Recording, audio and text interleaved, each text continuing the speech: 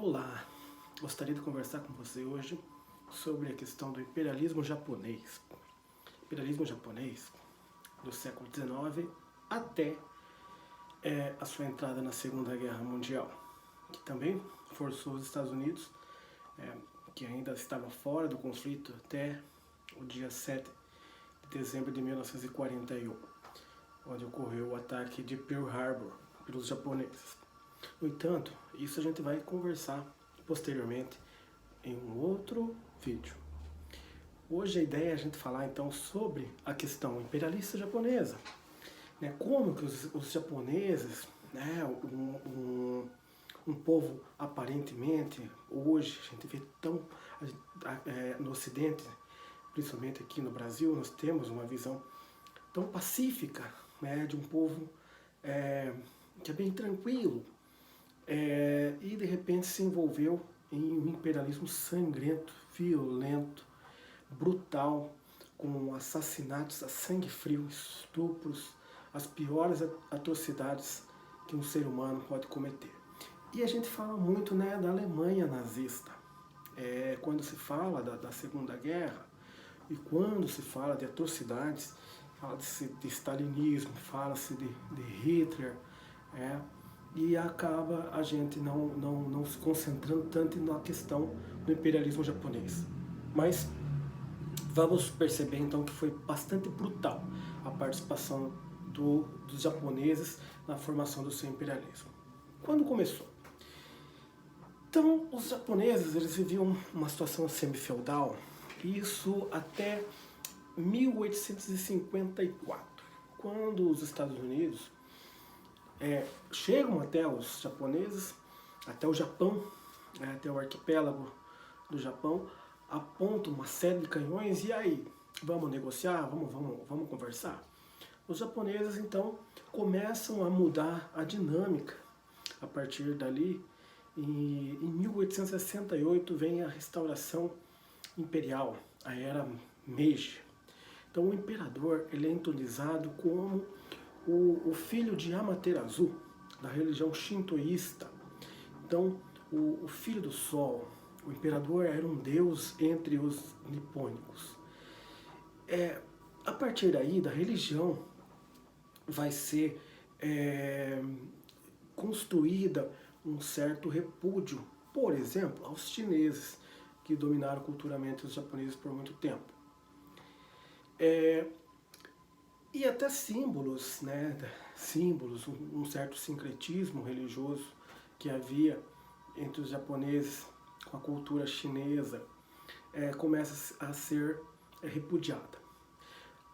Por outro lado, isso também vai dar ênfase a um nacionalismo bastante exacerbado. Então, atrelado à política, né, há um desenvolvimento educacional e econômico. Os japoneses os japoneses vão entender então a complexidade e a necessidade de estar se articulando na educação com base em modelos de sucesso que, por exemplo, vinham dos Estados Unidos, da França e da Alemanha, com base em modelos de sucesso na questão militar, na questão naval, que vinha da Grã-Bretanha e também da Alemanha. O Japão então começou a se preparar para se fortalecer, apoiado então a partir dessa restauração da chamada Era Meiji, 1868. Agora, para desenvolver uma indústria, para desenvolver um comércio, os japoneses sofriam também com os chamados acordos desiguais. Acordos desiguais porque os Estados Unidos, um país bastante protecionista com seus produtos, então criava tarifas de até 50% sobre os seus produtos e dava apenas 5% para que os japoneses pudessem tarifar os seus produtos. Então era desleal. Os japoneses começaram então a enxergar que havia necessidade de se articularem para se desenvolverem e buscarem uma melhor estabilidade de seu país. No ano de 1894, invadem a China e então vem uma guerra sino-japonesa. Os japoneses então começam a tratar os próprios orientais próximos a eles com um certo ar de superioridade sobre eles.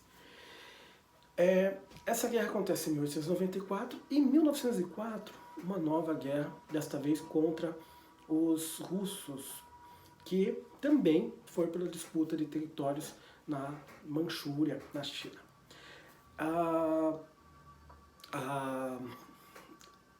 A questão econômica, a questão de desenvolvimento na educação vinha paralela com essa política militar agressiva que estava se desenvolvendo. Então, em 1900, por exemplo, com todo esse empenho dos japoneses, 100% do Japão já estava alfabetizado. Em 1901, a indústria siderúrgica Yamata é desenvolvida lá também. Então, avanços muito grandes. No entanto, o Japão, por exemplo, não tem uma gota de petróleo em seu território. Era necessário continuar, então, buscando e ampliar a questão de dominação, né, que estava buscando exercer sobre outros países, outros povos. Isso veio, de mão beijada quando ocorre a Primeira Guerra Mundial. Primeira Guerra Mundial, então, a Inglaterra participando e ali estando contra a Alemanha, convida os japoneses para que eles venham a integrar, né, as forças que vão lutar contra a Tríplice Aliança, que era a Alemanha, Áustria, Hungria e Itália. Os japoneses, então, apoiam a ideia pela troca de territórios que pertenciam à Alemanha, nessa luta imperialista, junto ao Oceano Pacífico, na região do Pacífico, que passariam a ser dos japoneses. Então, essa era a grande ideia, a grande sacada dos japoneses. A partir daí, então, os japoneses participam, ajudam a vencer os alemães, saem como os grandes vencedores, mas na hora de repartir os territórios, acaba ficando com as Ilhas Marshall, com as Ilhas Carolinas, as Ilhas Marianas e a Micronésia, que não era assim, eram regiões com bastante fontes de energia, mas não eram assim grandes, não satisfazia o grande desejo imperialista japonês. Outros países foram ocupados pela Nova Zelândia, Austrália e Samoa. Tá, mas os japoneses, o quê? Eles sentiram o gosto, né, de estar desenvolvendo sua indústria, sua tecnologia, a ICT que nós dizemos, Indústria, Comércio e Tecnologia. Ganharam gosto por isso, né, atrelado a toda essa questão religiosa, nacionalista e a seu amplo fortalecimento militar. A Liga das Nações, após a Primeira Guerra, também é formada para evitar conflitos entre as nações, para intermediar conflitos entre os países, entre os Estados-nações.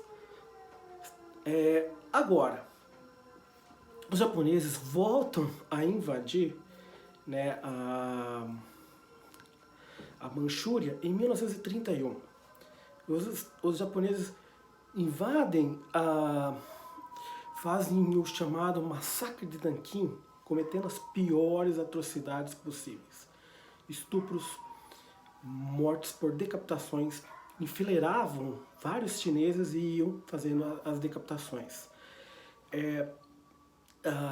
Treinavam com os chineses vivos, né, faziam treinamento militares, atirando nos chineses. Fizeram os chineses cavarem suas próprias covas, onde iriam ser enterrados vivos.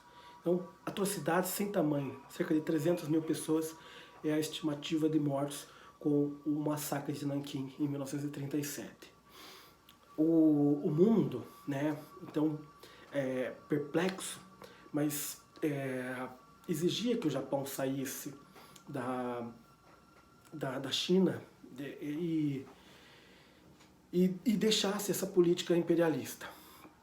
A preocupação maior era ainda a Alemanha, né, a movimentação que a Alemanha estava tendo, mas era necessário conter o Japão. Os japoneses, inicia-se a guerra em 1939, os japoneses continuam com essa busca desenfreada, né, por territórios, para buscar satisfazer suas necessidades. Na Coreia, as coreanas vão servir com os bordéis especialmente para os militares japoneses que estavam na guerra, nas chamadas casas de conforto.